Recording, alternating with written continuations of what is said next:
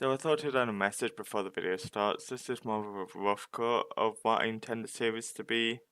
I was still trying to figure out pacing and format, and I'm sure that will change by the time the next episode comes along. But if you enjoyed this video, please subscribe and like it. It would really mean a lot to me. Anyway, onto the video. We all had those shows, movies, and even websites that kinda traumatized us as kids. And in this series, I aim to relive that. Welcome to Nostalgic Fear, the pilot. And in this episode, we're going to be covering both creepypastas and early CG animation. So let's start off with creepypastas. Let's have a look at the photos, Ellis. So let's talk about creepypastas. I'm sure everyone shit themselves at some point to one of these things. I mean, I remember refusing to go to sleep one night because I thought I had slender sickness and I was gonna die. And most of these seem so stupidly written. Like, half of them was just written by, like, dumb teenagers. Look at, like, one of the hard hitters, Chef the Killer. Like, all spooky guy gets bullied and burns off his face or whatever.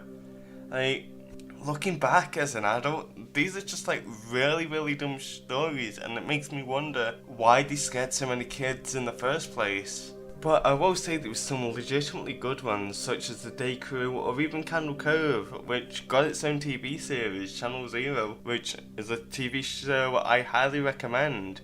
But with all that aside, the death of Creepypasta, I feel like a lot of people kind of attribute it to that event around 2015, which I'm not going to say the event for obvious reasons, but most people know what I'm on about. But I just feel like it was lackluster writing and a lot of people just grew out of it. And sure, maybe we'll see resurgence soon, but only time will tell.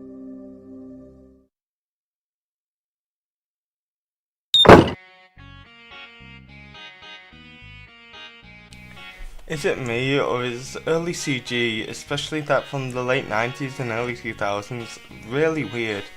You know, you've got the likes of Shrek, Shark Tale, and even Finding Nemo, where they try and push for more realism, and it just makes this uncanny feeling because it just doesn't belong, especially in Shark Tale, where they put human faces onto fish. It just really weirded me out as a kid.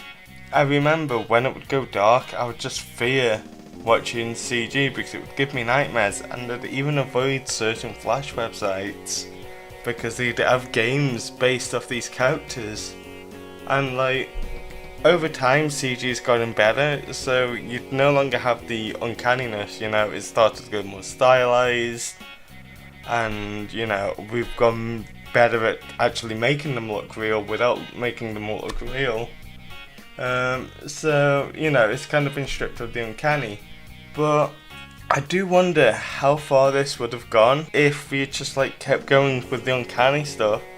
Would we have just had complete CG horror films by now? And then this isn't even getting into bootlegs. Like there's a movie called An Ant's Life, which just looks really atrocious. It's just one of the most uncomfortable pieces of media I have ever seen. Like, I'm having a hard time to sum up this weirdness that most of this animation caused not just me, but probably many children. Maybe I'll do a deep dive into actual movies where this weirdness really applies, because I'm sure there's a couple of independent or even bootlegs out there where like they just look horrific. So I didn't know how to end this. Now that I've finished editing it, it's around 4 AM.